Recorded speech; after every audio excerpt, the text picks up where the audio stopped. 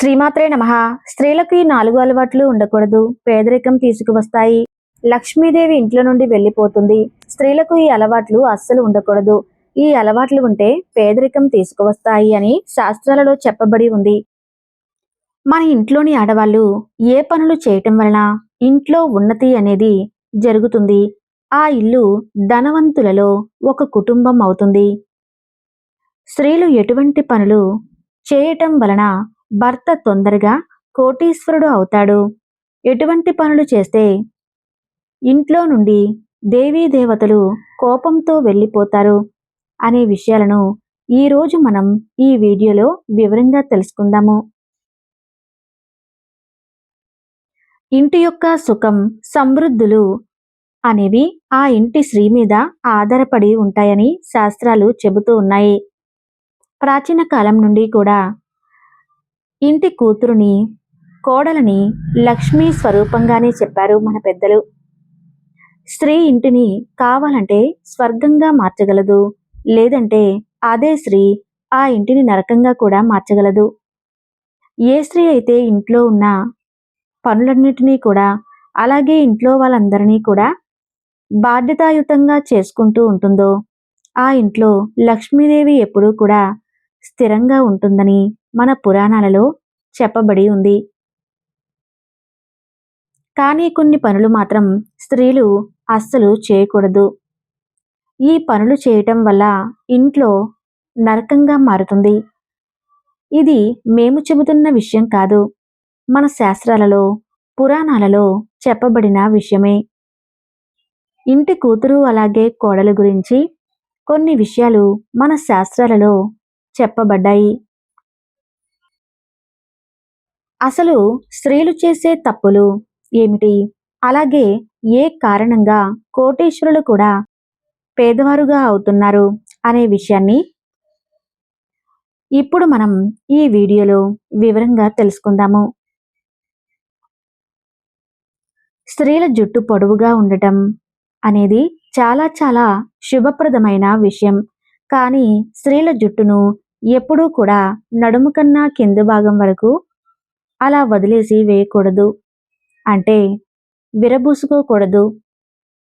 మీకు జుట్టు పొడవుగా ఉన్నప్పటికీ కూడాను జుట్టును మడతపెట్టి నడుము పైభాగం వరకు ఉండే విధంగా జాగ్రత్తలు తీసుకోవాలి. జుట్టుని ఎప్పుడూ కూడా నడుము కన్నా పైభాగం వరకే ఉంచుకోండి. కాదని జుట్టును విరబోసుకుంటే ఆ ఇంట్లో దౌర్భాగ్యాన్ని అనుభవించవలసిన పరిస్థితులు వస్తాయి. శాస్త్రాలలో పురాణాలలో ఇదంతా కూడా అశుభంగానే చెప్పబడింది. స్త్రీలు ఎప్పుడూ కూడా తమ జుట్టును విరబూసుకుని ఉండకూడదు. ఎప్పుడూ కూడా జడను అల్లి ఉంచుకోవాలి.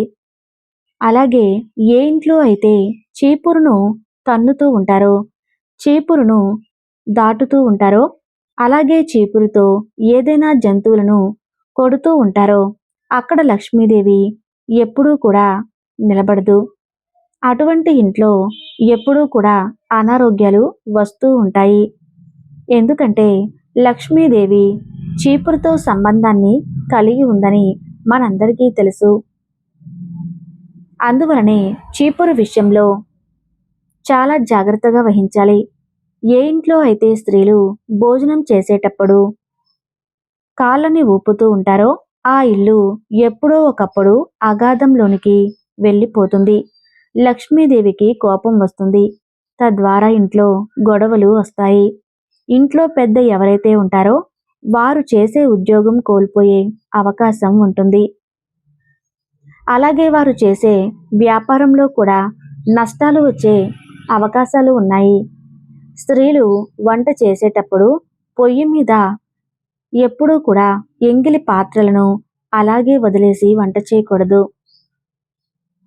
చాలామంది ఆహారం లేనప్పటికీ కూడా ఖాళీ పాత్రలను అలాగే గ్యాస్ స్టవ్ మీద వదిలేస్తూ ఉంటారు. రాత్రి సమయంలో కూడా ఖాళీ అయిపోయిన ఆహార పాత్రలను గ్యాస్ స్టవ్ మీద లేదా వంటగదిలోనే అలా వదిలేస్తూ ఉంటారు. అలాంటి తప్పును ఆడవారు ఎప్పటికీ కూడా చేయకండి.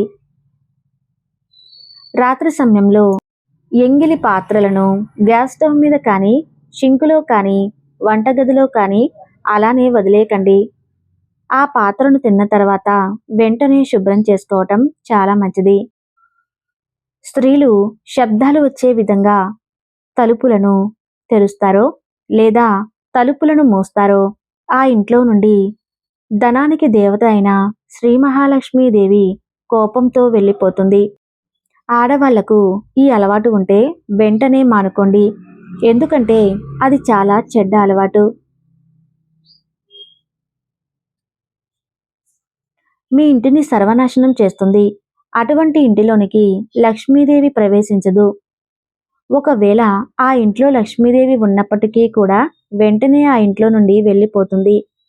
ఏ ఇంట్లో అయితే స్త్రీలు సాయంత్రం సమయంలో అంటే సూర్యాస్తమయం 6 తర్వాత ఇంటిని ఊడుస్తూ ఉంటారో, అలాగే ఇంటిని శుభ్రం చేస్తూ ఉంటారో అలాంటి వారి ఇంట్లోకి దౌర్భాగ్యం ప్రవేశిస్తుంది. ధన ధాన్యాలు కరువు అవుతాయి. కాబట్టి ఇల్లు సాయంత్రం 5 గంటల కల్లా ఊడ్చడం అలవాటు చేసుకోండి. అలాగే ఏ ఇంట్లో అయితే స్త్రీలు అర్ధరాత్రి వరకు నిద్రించరో అలాంటి వారి కుటుంబంలో అందరికీ అశుభాలే జరుగుతాయి. నిద్రలేమి వారికి అసహనానికి కారణమవుతుంది. ఏ స్త్రీ అయితే ఉదయం లేవగానే ఇంటిని శుభ్రం చేయదో అటువంటి ఇంట్లోకి లక్ష్మీదేవి ఎప్పుడూ కూడా అడుగు పెట్టదు. ఇంట్లో మహిళలు ఉదయం లేవగానే గుమ్మం ముందు శుభ్రం చేసి తర్వాత నీటిని చల్లి ముగ్గు వేయాలి. దాని తర్వాత స్నానం చేసి ఇంట్లో నిత్య దీపాన్ని వెలిగించుకోవాలి. అటువంటి ఇంట్లో లక్ష్మీదేవి ఎప్పుడూ కూడా స్థిర నివాసం ఉంటుంది. స్త్రీలు అపశబ్దాలు మాట్లాడటం కానీ, గట్టిగా మాట్లాడటం కానీ చేసినట్లయితే అది కుటుంబానికి శాపంగా మారుతుంది. అటువంటి స్త్రీలు ఎక్కడ ఉన్నా సరే లక్ష్మీదేవి వారి నుండి చాలా దూరంగా ఉంటుంది.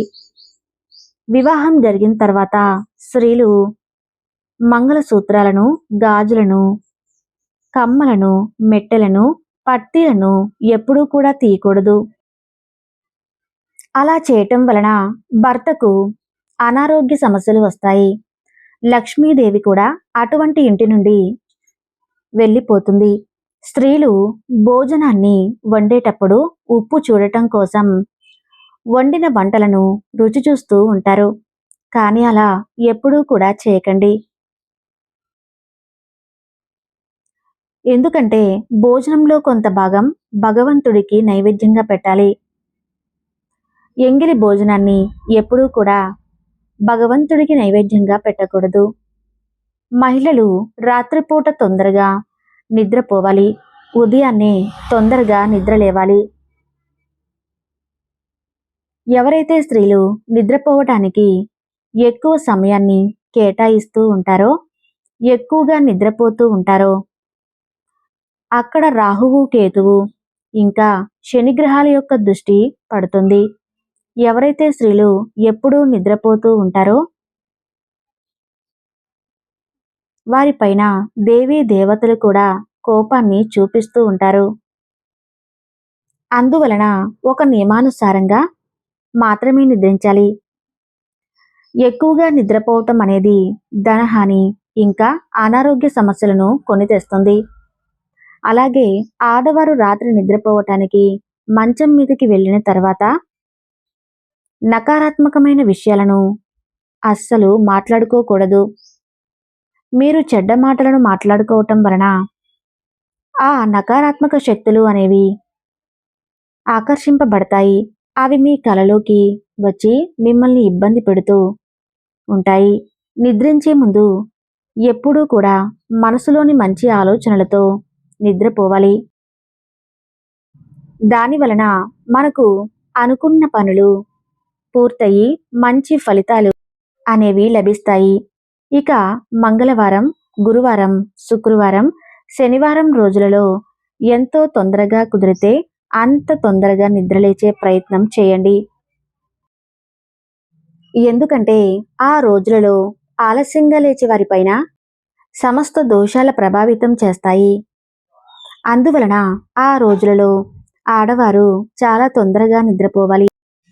ఎవరైతే స్త్రీలు దక్షిణము లేదా తూర్పు వైపునకు తల ఉంచి నిద్రపోతారో అలాంటి వారి కుటుంబం అంతా కూడా ధన ధాన్యాలతో నిండి ఉంటుంది. ఆ ఇంట్లోనికి అష్ట ఐశ్వర్యాలు మరియు సుఖ సంతోషాలు సమృద్ధిగా లభిస్తాయి. స్త్రీలు భర్త బయటకు వెళ్ళగానే తలుపులు వేయటం, ఇల్లు ఊడవటం వంటి పనులు అస్సలు చేయకూడదు. అలా చేస్తే పనులు ఆటంకం కలుగుతుంది. భర్త పని మీద బయటకు వెళ్తున్నప్పుడు భార్య కోపం తెచ్చుకోవటం లేదా వాదించడం వంటి పనులు కూడా చేయకూడదు. అలాగే ఇంట్లోని వారి మీద చీటికి మాటికి అరవటం, కోపగించుకోవటం, కన్నీరు పెట్టుకోవటం వంటివి ఆడవారు అస్సలు చేయకూడదు. భర్త బయటకు వెళ్ళగానే గుమ్మం వాకిలి శుభ్రం చేయకూడదు. అలాగే భర్త బయటకు వెళ్తున్నప్పుడు భార్య చేతులకు గాజులు, నుదుటిన బొట్టు లేకుండా భర్తను సాగనంపటం అస్సలు చేయకూడదు. భర్త బయటకు వెళ్ళగానే బియ్యం, ఉప్పు, చింతపండు, పసుపు మరియు పంచదార వంటి వస్తువులను అప్పుగా ఇవ్వటం లేదా అడగటం అస్సలు చేయకూడదు. ఋతుస్రావంలో ఉన్న స్త్రీలు దేవతామూర్తులను కానీ పవిత్రమైన స్థానాలను కానీ తాకకూడదు. ఋతుస్రావణం ఉన్న స్త్రీలు పూజా గదిలోనికి అస్సలు వెళ్ళకూడదు. అలాగే దూర ప్రయాణాలు చేయటం కూడా అంత మంచిది కాదు. ఏ స్త్రీ అయితే భర్తను కాదని పరాయి మగాడితో సంబంధం పెట్టుకుంటుందో అలాంటి వారి ఇంట్లో దేవీ దేవతలు ఉండరు. తద్వారా మనశ్శాంతి కరువై ఆ ఇంట్లో లక్ష్మి దూరం అవుతుంది. ఇలాంటి అలవాట్లు ఉన్న స్త్రీ ఇంట్లో లక్ష్మీదేవి ఎప్పుడూ కూడా ఉండదు. దరిద్ర దేవత ఉంటుంది. పేదరికం తాండవిస్తుంది. ఈ వీడియో గనక మీకు నచ్చినట్లయితే తప్పకుండా వీడియోకి లైక్ చేయండి. అలానే మీ ఫ్రెండ్స్కి షేర్ చేయండి. అలాగే మా కొత్త వీడియోస్ మీకు వెంటనే చేరాలంటే మా ఛానల్ను సబ్స్క్రైబ్ చేసుకొని పక్కనే ఉన్నటువంటి బెల్ ఐకాన్ను ప్రెస్ చేయండి. ధన్యవాదాలు.